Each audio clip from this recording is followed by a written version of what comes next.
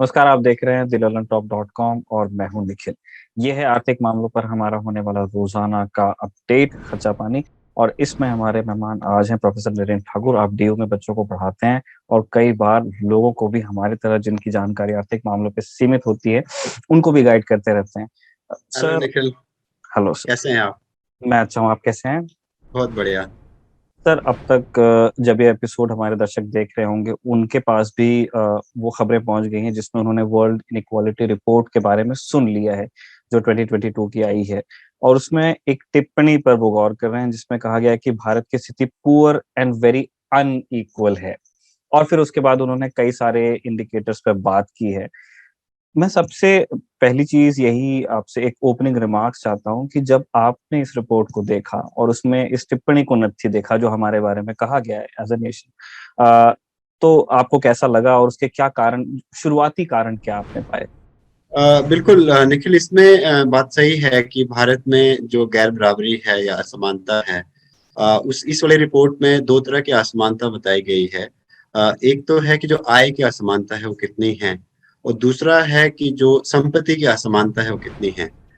उसमें भारत का रैंक जो है वो टॉप मोस्ट ही है, यदि हम चाइना से कंपेयर करें या यूएस से कंपेयर करें।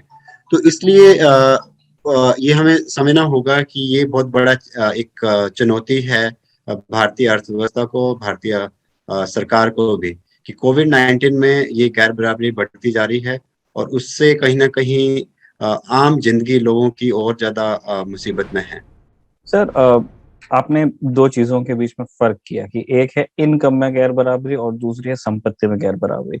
एक जो शाब्दिक अर्थ है वो तो सुनने वाले समझ ही रहे होंगे, लेकिन एक देश के तौर पे इन दोनों में जब फर्क आता है तो किस तरह के प्रभाव पड़ते हैं? क्या हम उदाहरण से समझ सकते हैं कि इनकम डिस्पैरिटी अगर होगी तो क्या फर्क होगा और अगर प्रॉपर्टी में डिस्पैरिटी होगी तब क्या होगा? देखिए निखिल, जो आय की गैर बराबरी है, उसमें इस टाइम जो है, जो टॉप 10% पॉपुलेशन है, जो रिच पॉपुलेशन है, उसके पास इस टाइम जो है इंडिया की जो राष्ट्रीय आय है या आय है उसका 57% हिस्सा है।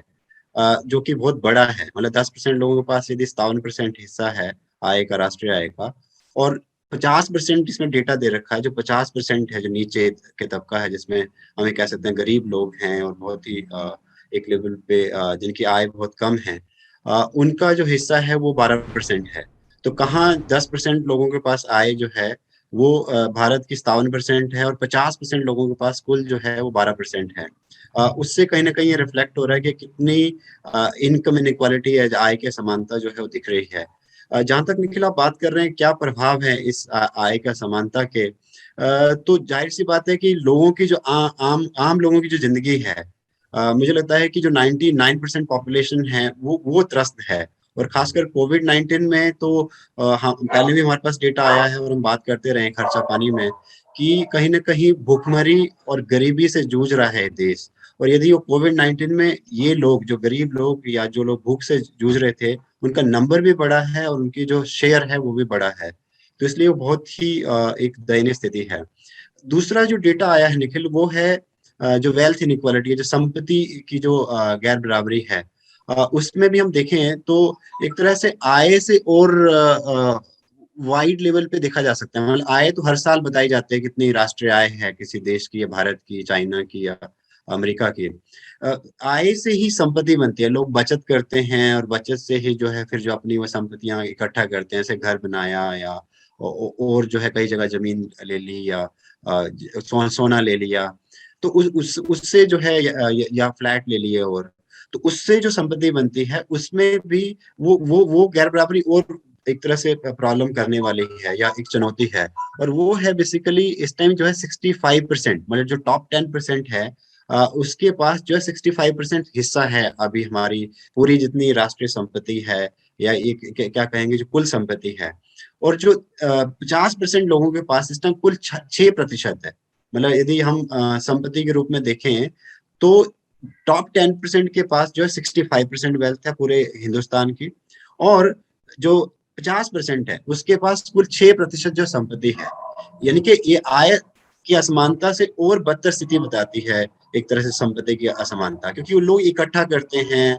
और उसमें ये भी बात कर सकते हैं कि हम एक लेवल पे जो करप्शन है, क्योंकि आय ऐसे नहीं होती, क्योंकि टैक्स बचाया जाता है और उससे जो है जो संपत्ति क्रिएट की जाती है, क्योंकि कहीं टैक्स जो है वो चुराया भी जाता है, या टैक्स जो है वो छोड़ा भी जाता है, या कहीं कहीं ना कहीं एक मिली भगत भी होती है कहीं ना कहीं टैक्स अथॉरिटी की, या एक लेवल पे कहें हम लोग जो टैक्स पेयर्स है, तो उससे जो संपत्ति क्रिएट की जाती है, इसलिए हमें वो ज्यादा बड़ा चंक दिख रहा है। और पीछे अभी निखिल डेटा भी आया है जिसमें ये कहा गया है कि जो करोड़पति है या बिलियनियर्स हैं, हाँ, अरबपति हैं, उसका नंबर जो है इंडिया में बड़ा है। वो कहीं ना कहीं वो टॉप टॉप 1% की एक तरह से संपत्ति के बारे में बताता है। और कहीं ना कहीं जो ऑब्वियस है कि यदि टॉप 1% गेन कर रहा है, तो जो बॉटम 99% है या बॉटम 90% है, वो लूज कर रहा है, चाहे वो आय है निखिल, या चाहे वो संपत्ति है। अफसर साहब, आप एक स्कॉलर हैं, तो आप डेटा को वैसे देखते हैं जो पढ़ने की, समझने की और फिर स्टूडेंट्स को समझाने की चीज है। एक एजेंसी है जिसने ये डाटा कंपाइल किया है और उस पर खबरें बनी है। जब इस तरह की बातचीत होती है, हम और आप बात करते हैं, तब सरकार की तरफ से ये एक ऐतराज आता है कि जिस डेटा को आप डिस्कस कर रहे हो या जिन रेटिंग एजेंसीज की फाइंडिंग्स पर आप बात कर रहे हैं, वो भारत की सही तस्वीर पेश नहीं करती हैं। अभी ग्लोबल हंगर इंडेक्स पे पार्लियामेंट के अंदर क्वेश्चन पूछा गया, सरकार ने रिटन रिप्लाई में कहा कि हमारे सारे इंडाइसेस में हमने इम्प्रूव किया है, लेकिन ग्लोबल हंगर इंडेक्स आपने कंप्यूट जिस तरह से किया है, जितने 4 कारकों पे किया है, वो हमारी सही तस्वीर नहीं दिखाता। जो इनइक्वालिटी रिपोर्ट जिस तरह से कंपाइल की गई है, क्या उसमें भी जिस तरह से डाटा को हैंडल किया गया है, एज अ स्कॉलर क्या आपको उसमें इनकंसिस्टेंसी नजर आती है, या आपको लगता है कि वो भारत की एक ठीक ठाक तस्वीर पेश करती है? मुझे इसमें दो बातें कहनी है निखिल। एक बात तो ये है कि माइक्रो लेवल पे कुछ इश्यूज हो सकते हैं, उनको मेथडोलॉजी को ठीक किया जा सकता है, और वो उस पे बात हो भी रही है। लेकिन जो समष्टि स्तर पे है, जो मैक्रो लेवल पे जो पिक्चर है, उसमें हमें मुझे लगता है कि गवर्नमेंट कहीं ना कहीं बच रही है, ये हकीकत है। उस हकीकत में यदि हम ग्राउंड लेवल पे देखें, तो हमें ये भी दिखता है कि जब कोविड-19 हुआ तो कैसे जो है माइग्रेंट्स की लाइनें लगी, और किस तरह से उन लोग पैदल जा रहे थे, और किस तरह से उनकी डेथ भी बेचारों की हुई। या जब मुझे लगता है कि अभी जो डेटा आ ही रहा है बेरोजगारी का, खासकर मैं पहले भी बात करता रहा हूँ इस पॉइंट पे खर्चा पानी में, कि जो युवाओं की जो बेरोजगारी है, उसका एक्सट्रीम लेवल है, वो लगभग 30% है। मतलब 20 से लेकर 24 साल के जो यूथ हैं, उनका जो है 30% से ज्यादा जो है अनएम्प्लॉयमेंट रेट है, एज पर CMI। तो वो कहीं ना कहीं पिक्चर तो बता ही रहा है निखिल की रियलिटी में गवर्नमेंट जितना भी पॉलिटिकली कुछ भी बोल ले, लेकिन जो आर्थिक स्थिति है, जो हकीकत है हिंदुस्तान की, खासकर कोविड-19 के काल में, वो काफी चिंताजनक है। और उसमें मुझे यही लगता है कि सरकार को ये चीजें अब माननी चाहिए। और ये डेटा भी बता रहा है, उसे मैथडोलॉजी थोड़ा चेंज की जा सकती है, उसमें ज्यादा डिफरेंस नहीं है। लेकिन मैक्रो लेवल पे पिक्चर बिल्कुल क्लियर है कि यहाँ पे अभी भी बेरोजगारी, भुखमरी जो है वो मेन प्रश्न हुआ है। और वो ही वर्ल्ड इनइक्वालिटी रिपोर्ट भी यही रिफ्लेक्ट करती है कि वो शेयर भी बढ़ रहा है लोगों की आय के समानता का। खासकर ये कहें कि जो मैं तो ये कहूँ कि 99% पॉपुलेशन जो है वो लूज कर रही है, वेल्थ इनइक्वालिटी में भी, और जो है इनकम इनइक्वालिटी में भी। और जो गेन कर रहा है, जो निकल हम रिफ्लेक्ट करते ही रहे हैं इस पॉइंट पे, तो शेयर मार्केट में खासकर जो टॉप कंपनीज हैं, जिनके बारे बिलियनियर्स हम कह रहे हैं, वो गेन कर रहे हैं। और इसमें क्या करना चाहिए, मैं ऐड कर दूं पॉइंट, इनफैक्ट वो उसी उसी से रिलेटेड है। तो पहले तो मुझे लगता है सरकार को ये मानना होगा कि ये चिंताजनक स्थिति है। और जब चिंताजनक स्थिति है, तो फिर कहेंगे कि जी आप कैसे रोजगार की संख्या को बढ़ा सकते हैं, या जो गरीब लोग हैं या भुखमरी जो बढ़ रही है उसको कैसे ठीक किया जा सकता है। तो मुझे लगता है कि उसमें सरकारी हस्तक्षेप, सरकारी खर्च बढ़ाना बहुत महत्वपूर्ण है। और यदि ये नहीं बढ़ाएगा, तो मुझे लगता है पॉलिटिकली और इकोनॉमिकली दोनों ही चीजें ही प्रेजेंट गवर्नमेंट को, प्रेजेंट regime को आने वाले दिनों में फेस करना पड़ेगा, जो कि राज्य के जो इलेक्शन हुए हैं उसमें रिफ्लेक्ट हो रहा है। मतलब क्या इस बात को ऐसे कंप्रेस करके इस तरह से कहा जाए कि 19-20 का फर्क हो सकता है, एजेंसी विदेशी हो सकती है, पर वो जो बात बता रही है वो मोटा मोटी सही है हमारे बारे में, चाहे वो भुखमरी की बात हो, चाहे वो इनइक्वालिटी की बात हो? इसी से आप डेटा पे बात कर रहे थे सर, मैं एक सप्लीमेंट्री क्वेश्चन है इस रिपोर्ट में, क्योंकि उस पर भी कमेंट किया गया है हमारे यहाँ डेटा जिस तरह से दिया जाता है, आपके अंडर आई एम श्योर बच्चे रिसर्च कर रहे होंगे, आप गाइड होंगे कई बच्चों के। इस रिपोर्ट में कहा गया है कि the quality of inequality data release by the state has deteriorated, उसकी क्वालिटी खराब हुई है जो डेटा हमको मिल भी रहा है सरकार से। क्या आपको अपने अनुभव में, या जो आपके अंडर स्कॉलर्स हैं वो भी इस तरह की शिकायत कर रहे हैं?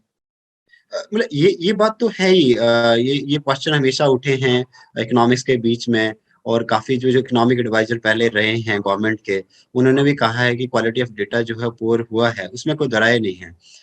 लेकिन उसमें क्वालिटी ऑफ डेटा इम्प्रूव भी किया जा सकता है, और इम्प्रूव किया भी जा रहा है। खासकर आरबीआई का डेटा जो है बेटर है, या कुछ एजेंसी जैसे सीएमआई का जो डेटा है एम्प्लॉयमेंट अनएम्प्लॉयमेंट का डेटा वो बेटर है। और अभी जो सर्वे आ रहे हैं PLFS, periodic labour force survey जो है, वो भी रिलेटिवली बेटर पिक्चर दे रहे हैं, जबकि उसमें लिमिटेशंस भी हैं। लेकिन जब भी एज ए होल जो आप कह रहे हैं निखिल, मुझे लगता है कि वो सच है, हकीकत है। वो मुझे लगता है कि उसको समझना होगा। वो मुझे लगता है कि आम लोगों को भी समझना होगा, और पॉलिटिकल क्लास को भी समझना होगा कि ये हकीकत बयान कर रही है, और इसमें कोई डिफरेंट पिक्चर नहीं आ रही है हिंदुस्तान की या भारतीय अर्थव्यवस्था की। और वो ऐसे भी समझा जा सकता है कि जो ऑलरेडी पहले हाशिए पे थे जो पॉपुलेशन, जिसमें कि हम ये बात करें कि जो हम बोल रहे थे माइग्रेंट्स हैं, उसमें जो है वो जो लोग जो है नीचे तबके के जो कम पैसा कमा रहे थे, या स्मॉल स्केल इंडस्ट्रीज हैं, उसकी जो स्थिति थी, तो वो तो बदतर हुई है। इसलिए वो मैक्रो लेवल डेटा पे दिख भी रहा है। तो उसमें अच्छा, यदि हम ग्लोबल लेवल पे भी कंपैरिजन करें तो वहां पे तो बेंचमार्क सेम ही हो जाता है। यदि हम अमेरिका से कंपेयर करें, चलो वो एक बहुत बड़ा पूंजीवादी देश है, या चाइना के बारे में हम फिर बात कर लें, तो उसके मुकाबले भी हमारी जो टॉप 10% निखिल जो पॉपुलेशन है जो अर्न कर रही है, उसमें सबसे हाईएस्ट इनइक्वालिटी वेल्थ और इनकम इनइक्वालिटी जो इंडिया की है। तो इसलिए जो ये हेडिंग आ रही है, या अखबारों में बोला जा रहा है, या इस रिपोर्ट के बारे में ये कह रहे हैं कि भारतीय अर्थव्यवस्था में गैर बराबरी हाईएस्ट है, तो बिल्कुल हाईएस्ट है। यदि हम ब्रिक्स कंट्रीज के बारे में बात कर रहे हैं, जिसमें चाइना भी है, या अमेरिका के बारे में बात करें, तो वो एक चिंताजनक स्थिति है। एक अंतिम प्रश्न है सर मेरा, उसके बाद फिर हम इसको कंक्लूड करेंगे इस बातचीत को। इस रिपोर्ट के जो प्रेस रिपोर्ट से, उसी के माध्यम से हमें भी पता चला कि इस रिपोर्ट में ये भी टिप्पणी की गई है कि जो फीमेल लेबर का इनकम शेयर है वो हमारे यहाँ भी 18% है, और वो ऑलमोस्ट उस तरह का है जितना वेस्ट एशिया में है। जिन मुल्कों के बारे में हमारी बहुत अच्छी राय नहीं है, वहाँ 15 है, हमारे यहाँ 18 है। इसको आप कैसे देखते हैं सर? हमने अभी तक के क्लास ज्यादातर डिस्कस किया है कि प्रॉपर्टी ऊपर के तल्ले में ज्यादा जमा हो रही है, हमारे जो नीचे है, मिडिल क्लास है, लोअर क्लास है, उसके पास में नहीं आ रही। जेंडर में जिस तरह से इसका बंटवारा हो रहा है, आय का भी और संपत्ति का भी, वो किस चीज के नतीजे में है? मतलब कहाँ हम गलती कर जा रहे हैं? क्योंकि सरकार ने इंटेंशन उसकी नीतियों में तो वो कहती है कि वो बहुत अच्छी बातें कर रही है। बिल्कुल। इनफैक्ट मैं इसके बारे में बोलने वाला था। अच्छा, आपने ये प्रश्न पूछा कि जो महिलाएं हैं, वो जो लेबर फोर्स में हैं, और इस रिपोर्ट में कहा भी गया है, इंडिया में वो 12 से 14% जो है लेबर फोर्स सिस्टम जो है वो इसको कहते हैं labour force participation rate India का है अभी। इसका मतलब है कि जो लेबर मार्केट में, इंडियन लेबर मार्केट में महिलाओं की स्थिति प्रतिशत बहुत कम है। और यदि उसको कंपेयर करें हम अमेरिका से, तो इस टाइम जो है यहाँ पे हम मतलब एक तरह से 12 से 14% हम बोल रहे हैं, मैक्सिमम 15% बोल रहे हैं। जबकि अमेरिका से यदि वो कंपेयर करें, तो लगभग वो 55 से 60% जो पॉपुलेशन है वहाँ पे, वो काम कर रही है वहाँ पे, जो महिलाएं हैं। तो ये बहुत बहुत ही एक तरह से जेंडर इनइक्वालिटी के बारे में रिफ्लेक्ट करते हैं। और उसमें भी यदि हम आय के बारे में बात करें, तो रोजगार की बात है कि 12 से 15% जो है हिंदुस्तान की महिलाएं जो है लेबर मार्केट में, इसका मतलब है और लोग बाहर हैं। इसका मतलब है कि मेजॉरिटी ऑफ महिलाएं जो हैं वो बाहर हैं लेबर मार्केट में, जो जेंडर इनइक्वालिटी रिफ्लेक्ट करती है लेबर पार्टिसिपेशन रेट में। दूसरा उसमें पॉइंट है, आय कितनी मिल रही है, जो लोग आय कमा रहे हैं उसमें महिलाओं का कितना शेयर है। तो ये रिपोर्ट वो भी रिफ्लेक्ट कर रही है कि वो लगभग 10 से 12% है। 10 से 12% जो है, इसका मतलब है कि और जो पुरुष कमा रहे हैं उसमें 10 से 12% जो महिला कमा रही है, और उसके अलावा जो है पुरुष कमा रहे हैं। इसका मतलब 80 से लगभग 90% जो शेयर है वो पुरुषों की आय का है। ये कहीं ना कहीं जेंडर इनइक्वालिटी इनकम में भी रिफ्लेक्ट कर रही है। और यही मैं कंपैरिजन यदि अमेरिका के बारे में देख रहा था डेटा को, उसमें जो है वहां की महिलाएं 40% कंट्रीब्यूट कर रही है, 60% जो है वो वहां के पुरुष कंट्रीब्यूट कर रहे हैं यूएस इकोनॉमी में, और 40% महिला कर रही हैं। जेंडर इक्वालिटी वहां भी है, लेकिन जो इसका जो एक्सट्रीम लेवल है वो इंडिया में है, जिसको आप कंपेयर कर रहे हैं कि जो साउथ अफ्रीकन या एक लेवल पे ये बोला जाता है कि सब सहारन जो कंट्रीज है उसके कंपैरिजन में इंडिया का इतना poor female labour force participation rate भी है और उनकी आय भी है।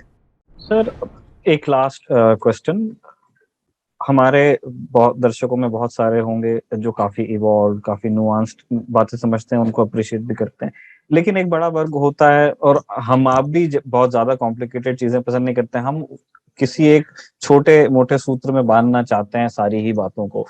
अभी जो बातचीत हुई है, क्या आप हमारे दर्शकों को नफे और नुकसान के संदर्भ में बता पाएंगे कि अगर इनकम डिस्पैरिटी, क्योंकि लोग पूछ सकते हैं ना क्या हुआ अगर किसी 3-4 उद्योगपति के पास चले गए, मेरे पास भी है, मैं भी ठीक ठाक मतलब सिटी से कमा रहा हूँ, 2 फ्लैट मेरे पास भी है, इनकम डिस्पैरिटी का आम आदमी की जिंदगी पे क्या फर्क पड़ सकता है, और अगर ये ट्रेंड कंटिन्यू होता है तो?